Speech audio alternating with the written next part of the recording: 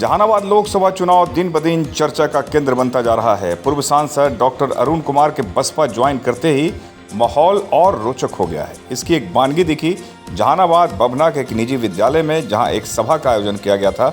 इस सभा को संबोधित करते हुए पूर्व सांसद डॉक्टर अरुण कुमार ने अपने लिए लोगों से समर्थन मांगा। इस मौके पर बहुजन समाज पार्टी की काफी संख्या में कार्यकर्ता एवं डॉक्टर अरुण कुमार के समर्थक मौजूद थे। इस अवसर पर प्रेस वार्ता का भी आयोजन किया गया। प्रेस वार्ता के माध्यम से डॉक्टर अरुण कुमार ने कहा कि मुझे पूरा विश्वास है कि मेरे किए हुए कार्यों का फल जनता के द्वारा निश्चित तौर पर मिलेगा। नरेंद्र मोदी, नीतीश कुमार सहित स्थानीय मुद्दों पर बहुत कुछ कहा पूर्व सांसद डॉक्टर अरुण कुमार ने। आप भी सुनिए। एसके मिर्जा, ईशा न्यूज़ के लिए। हमारी पार्टी बहुजन समाज पार्टी गरीबों, मजदूरों, वंचितों और समृद्ध लोगों के बीच की एक कड़ी है। दोनों में बीज है। पूंजी की भी आवश्यकता है और श्रम के भी पूजन की आवश्यकता है। श्रम के बिना पूंजी का कोई महत्व नहीं है और पूंजी के बिना श्रम का कोई महत्व नहीं है। इसलिए दोनों एक दूसरे के पूरक हैं। तो आज हम श्रमिकों के हित में एक आवाज़ बुलंद करने के लिए बहुजन समाज पार्टी का एक संकल्प सभा यहाँ बुलाए थे। चूँकि अभी अभी हमने पार्टी को ज्वाइन किया है, ऐसे मेरी विचारधारा छात्र जीवन से इसी मूल का रहा है कि पूंजी और श्रम के बीच जब संघर्ष हो तो श्रम के साथ मजबूती के साथ खड़ा होना चाहिए।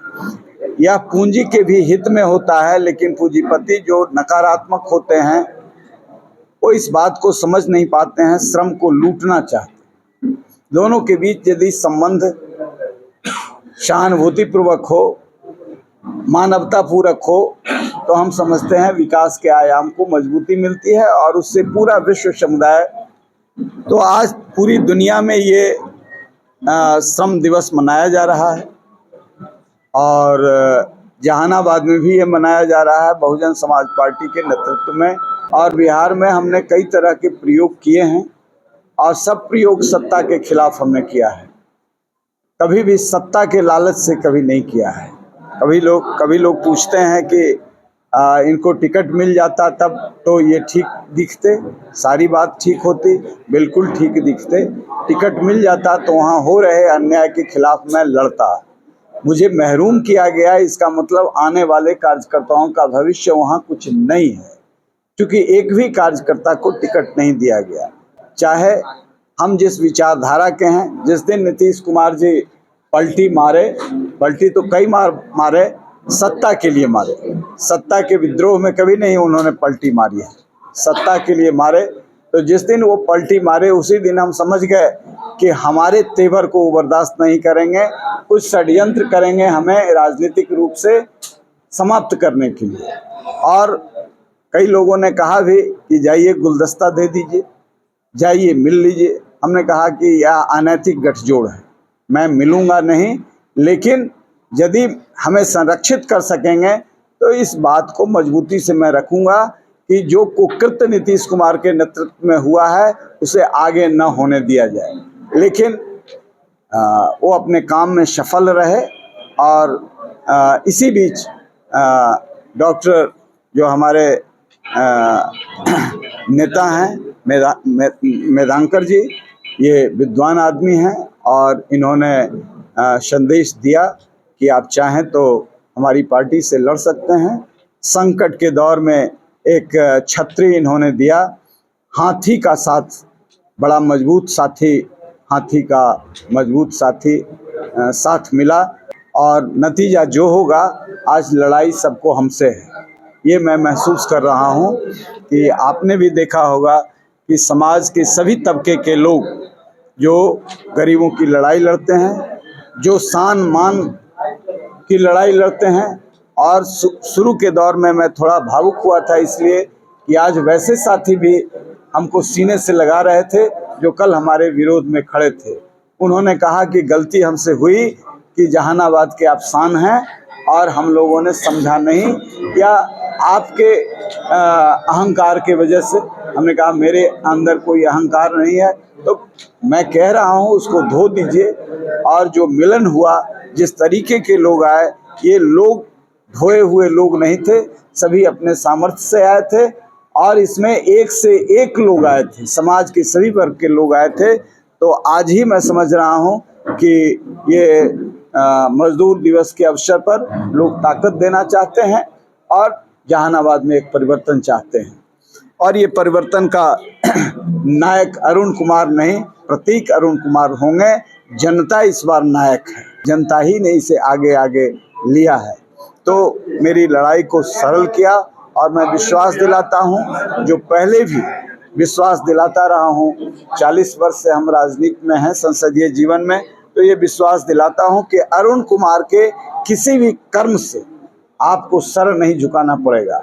हमारे दरवाजे पर किसी भी जात धर्म वोट दे ना दे, सबका मैं नेता हूं और इस दूरी को मैंने कम किया, जो सामाजिक तनाव था कम किया, विकास के रास्तों को भी प्रशस्त किया।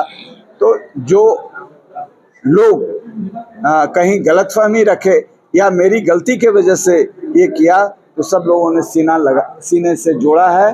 मैं समझता हूं कि मुझे जो ताकत मिलेगी उस ताकत से मैं कई गुना अधिक काम करने का साहस रखता हूँ। इस लोकसभा चुनाव में स्थानीय मुद्दा गायब दिख रहा है। मोदी जी को प्रधानमंत्री बनाने का एक जो चल रहा है, मोदी जी को प्रधानमंत्री बनाना है, स्थानीय मुद्दे के बारे में अगर पूछा जाता है उम्मीदवारों से, तो वो बस एक ही बात बोलते हैं कि मोदी जी को प्रधानमंत्री बनाना। यहाँ क्या समस्या है, क्या नहीं है, इसके बारे में। अच्छा, वो कैसे बोलेंगे? जो सबसे महत्वपूर्ण चीज है स्वास्थ्य, और स्वास्थ्य में इन्होंने बड़ा घोटाला किया है, तो क्या बोलेंगे? अपने पाप को तो मोदी जी के नाम पर झटक लेना चाहेंगे। हम तो गरीबों का काम करते रहते हैं। मुझे मालूम है कि ये एम्बुलेंस उठा करके 1100 करोड़ का घोटाला नहीं है, इसके अलावे सीधे पॉकेट काटने का भी घोटाला। यही एम्बुलेंस 10,000 में पेशेंट को बेच देता है और कितने पेशेंट को उस जाल से निकाला है। ये तो मध्ययुगीन काल है, जहाँ लोग लूट रहे हैं सफेद कपड़ा पहनकर। मैं यही बात तो सत्ता में रहते हुए जब नीतीश जी के साथ था तब मैंने कहा था कि मध्ययुगीन काल में आप ढकेल रहे हैं। आप जिस आदमी के घर पर केक काटने गए बिहार सरकार के हेलीकॉप्टर से, वह आदमी यतीम परिवार की बच्चियों का लीवर बेच रहा है, किडनी बेच रहा है, उसके साथ यौन शोषण कर रहा है। और मैं नहीं कह रहा, न्यायपालिका ने कहा all white coloured people are being served by the state government. जो सफेद पोष नेता हैं, ये बंडी और कुर्ता पहन करके जो कुकर्म अंधेरे में करते हैं और ऑफिसर जो करते हैं, उनको राज्य सरकार बचा रही है। राज्य सरकार यानी नीतीश कुमार बचा रहे हैं। तो ऐसे अपराधियों से बचाने वाले लोग वही जमात तो है जो कह रहे हैं कि हमको वोट मत दीजिए, हमको मत देखिए, हम तो काले ही काले हैं। जरा ऊपर देखिए, नीचे देखिएगा तो एक्सीडेंट हो जाएगा। ऊपर ही देखिए, ये नहीं जानते हैं ऊपर देखने से ज़्यादा एक्सीडेंट होता है, नीचे देखना जरूरी होता है। तो इस बार लोग नीचे भी देखेंगे और ऊपर भी देखेंगे, ऊपर भी देखेंगे और नीचे भी देखेंगे। इसीलिए इस बार लोग पूछ रहे हैं कि स्थानीय मुद्दे कहाँ गायब हैं। लोग नीतीश कुमार से पूछेगा कि 14 वर्ष पहले जो हमीदनगर बांध बन गया, वो क्यों नहीं नहर में पानी आया? नहर क्यों नहीं बना? इसलिए कि उस नहर का पानी कुर्था करपी और जहानाबाद में रहने देना ये नहीं चाहते। तो फुटना ही नहीं। कहा जा रहा है कि 2 धाराओं में लगा, ऐसे में आप अपने आप को कहा दें। ये धारा की लड़ाई चल रही थी जहानाबाद में, और इसीलिए यहाँ के साथियों ने कहा कि पिछले बार गलती हुई थी, गलती नहीं होगी, आप आइए और तीसरी धारा ही सबसे बड़ी धारा होगी। और तीसरी धारा की चर्चा में धनखड़ जी ने बड़े मजबूती से किया है। ये यहीं रुकने वाला नहीं है।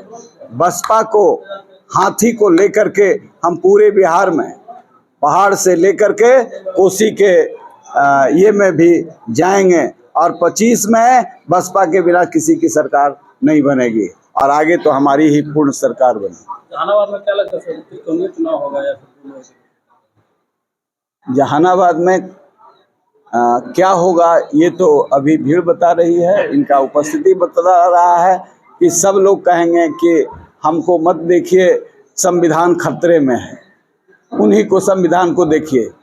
एक तरफ जहानाबाद को संसद में कलंकित करने वाले लोग हैं, महिला बिल फाड़ने वाले लोग हैं, और दूसरी तरफ घोटाला करने वाले लोग हैं।